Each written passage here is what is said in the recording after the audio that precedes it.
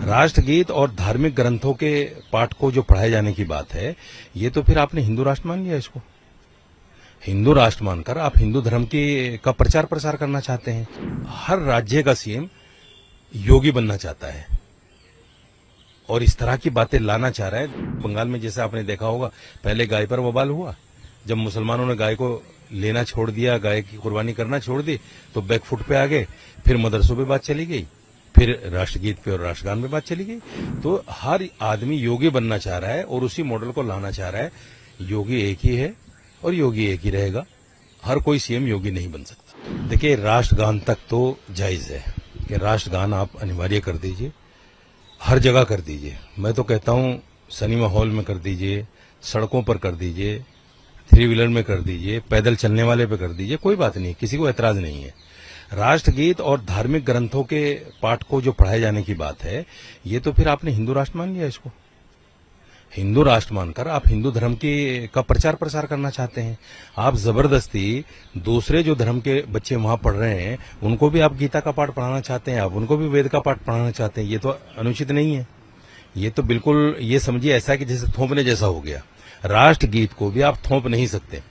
1986 का order court का और 2016 का ऑर्डर, ये बिल्कुल स्पष्ट है। कोर्ट ने कहा है, सुप्रीम कोर्ट ने कहा है कि अगर राष्ट्रगान के लिए कोई खड़ा भी नहीं होता है तो आप उसकी दोषी नहीं मान सकते, कोई कानूनी प्रक्रिया उस पर नहीं हो सकती, या वो देशद्रोही नहीं है।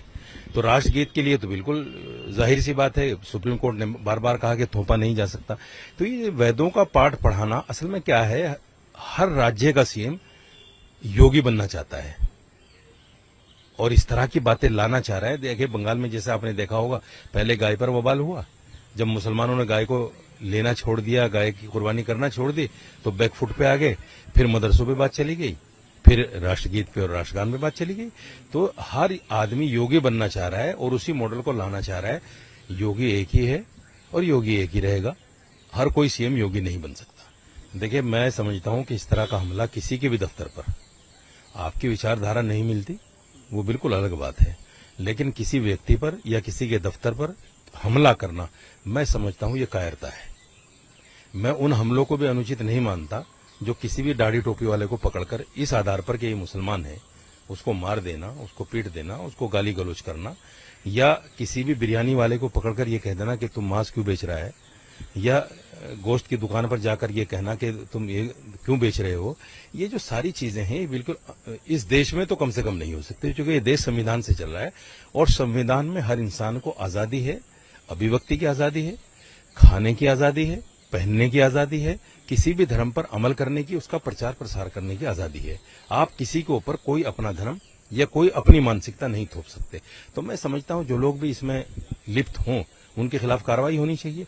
लेकिन मुझे एक शक है कि कहीं ना कहीं ढूंढकर मुसलमान लाया जाएगा, ये भी तय है। कल को आने वाले वक्त में खबर सुनेंगे, आप कहेंगे कि हाँ 2 मुसलमान थे वो पकड़े गए। भाई, आरएसएस का दफ्तर, उसके सामने बिल्कुल टीवी फोटो सीसीटीवी वगैरह लगे होंगे, तो ऐसा तो हो ही नहीं सकता कि भाई कहां चले गए मारकर। वो तो बिल्कुल खुली किताब है। लेकिन ये जो कहा गया कि देख रहे हैं, जांच चल रही है, तो जांच इसलिए चल रही है कि कहां से मुसलमान को पकड़ के लाया जाए और हिंदू मुस्लिम कराया जाए।